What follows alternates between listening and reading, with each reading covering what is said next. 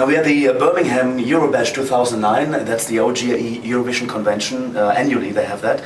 And now with us we have the pleasure to talk to James Fox, who sang for the UK back in 2004 at the Eurovision Song Contest. Now James Fox is not your real name. Yeah, good start. Yes, that's correct, it's not my real name. No, it's actually James Mullet.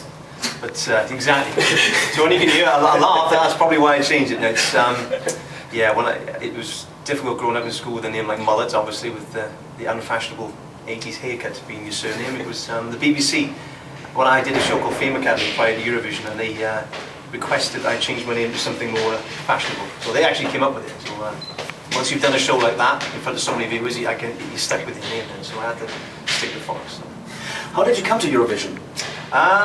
It was, I did a show, like you said, Fame Academy, so I had some sort of profile in the UK from doing this sort of talent show on the BBC. And then I think the guys at the BBC basically watched that and wanted me to be part of the selection show, which was Making Your Mind Up that year. It was the first year they sort of did a different format for the selection show. So it was literally the BBC that called my manager and said, would he be interested in, you know, taking part in that selection show? So I did, and obviously Sony Records were involved that year. So if you got, you know, on one hand Eurovision, the other hand Sony Records, then that's why I'm involved. That's why I'm a musician. So it was a great, you know, career move. Talking about pre-selection shows, now this year the BBC changed it. Do you think it's a good format? Yeah, I think it's a good format. Yeah, I mean, you know, if you can ever get two writers like Angela Weber and Diane Warren to write your country's song, I mean, it's a great thing to have. But yeah, I think. You know, I'm trying to say because I'm pitching a song for next year, so I hope they go back to the old format. But yeah, if they had one song and other, you know, lots of acts, strong singers with a strong song, rather than trying to shoehorn them both together, I think it's a good start. Now, would you come back to sing at the Eurovision Song Contest? I would love to. Yeah, absolutely. I mean, that is my plan actually. That's my intention. Ever since I've done it, I've always felt that I'd love another stab at it with, you know, one of my own compositions, because I'm a songwriter. And the year I did it was a song by a guy called Tim Woodcock and Gary Miller. So to get the chance to do it again would be superb. And I kind of spent the last 2 years honing away at a song, which I'm really happy with. And you know, it's been received well from the people who've heard it so far. So fingers crossed, you know, we'll get a chance to do it again in Norway next year. Would you sing for another country than the UK? Well, that was, there has been, I can't really give the countries away, but we've played the song to a few countries in Europe that have been very keen on the song. One or two of the countries wanted to take the song, and one requested I sang the song, but I couldn't do it. For me, I have to do it for the UK. That's why I wrote this new song for Eurovision, so I can literally do it, you know, myself. So I thank them for their interest, and obviously to get that feedback from other countries is a good sign of the song already. But I said I'm going to do it again.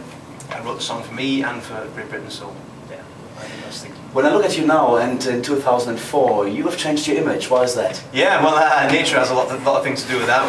If, you know, I didn't want to be one of those guys that had talk about that myself. Yeah. 3 strands of hair that I was making work. So yeah, I thought I'd go for something sustainable, and I can probably hang on to this image for a good couple of years, I guess. So, yeah. I mean, at the time, fashion's changed. I mean, I think I had blonde highlights when I last did Eurovision. So I mean, yeah, you know, I'm not sure they're still in. So I'll go with this look.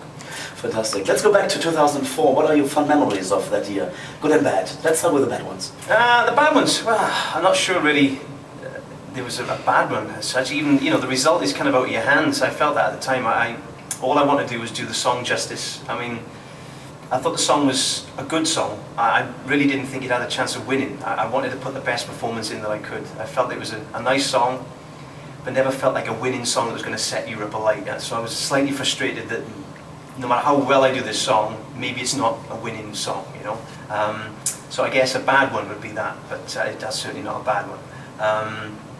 But in terms of good memories, I mean, from the minute I stepped off the plane till I got back on the plane, apart from the result, which everybody's always disappointed in if you don't win, it was probably one of the best weeks of my life, you know, in terms of, especially in terms of music. I mean, anybody who's been to a Eurovision, you know, week or 2 weeks, whatever it lasts now, yes. Yeah, will say the same thing. It's just, you know, to see all those different cultures come together and enjoy such a, you know, a spectacle of music, and it's a very, you're very proud to represent your country in such a thing like that, and it's just something I fondly look back on and hope to do again. So. 2004, what was your favourite song at that time? It was the Maltese entry. Yeah, on again, off again. I think I've got that right. On again, off again. Can you sing it? I can't even pronounce it. On again, off again. That was it, wasn't it? The duet. Yeah. I just thought we got on so well that the, you know, all the contestants get on well because it's such a close community. You work under the conditions. But yeah, they were really supportive, and we did a lot of TV promo together. Myself, the Maltese entry, and Stackis from the Greek entry that I did. So we just bonded. Yeah, so I guess that's the one that sticks out. And Ruslan, I did like, you know, the whole spectacle of the Ruslana song, you know, and the fact it was Ukraine, like I said earlier, sounded like UK. Every time they said 12 points Ukraine, I thought they said UK, and I was getting very excited, but wanted to be. Do you still have connections to the colleagues, the other singers of 2004? Not so much. I kept in touch with a few people from the Swedish entry, but we won't delve into that too much. But yeah, it was. So Lena Philipsen, wasn't it? Yeah, it was. Yeah, absolutely. Yeah. But a lot of her camp was sort of hanging out with the British sort of contingent, so we went out for various parties. You've got to keep the socialising down to a minimum, you know, obviously when you're singing, because you've got to look after your voice. But it would be nice to go along to Eurovision and, you know, not have to, you know, not sing as well. I'd like to obviously do it again, but it'd be nice to experience it and actually go to all the parties and you know, enjoy the. Yeah, that's it. Did you continue to watch the Eurovision Song Contest? Yeah, I mean, I was in America for 3 years. So I guess I watched a few of them on the internet and you know, keep in touch. Every year, BBC Wales normally call me up for my reactions, so I watch it and, you know, comment on it. And yeah, but it was difficult. But I was on tour in America for 3 years, to be fair. Yeah, but last year I was back. I was working that night as well. So it's normally a Saturday night. A musician, you know, you're normally working. That's when the contest is on. So I get to watch it maybe on the internet, and I will, you know, record it and whatever. But yeah, I've always watched it since I was a kid. So it's great fun.